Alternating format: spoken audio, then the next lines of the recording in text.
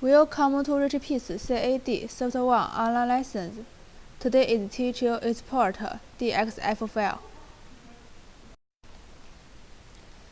Select a file. Select Export DXF file in File. Select File Format to store location and other date.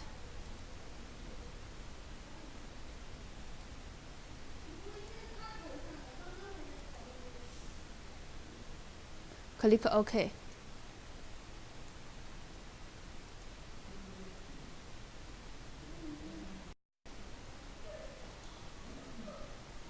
Generate DXF file. Thanks for watching today's video. See you tomorrow.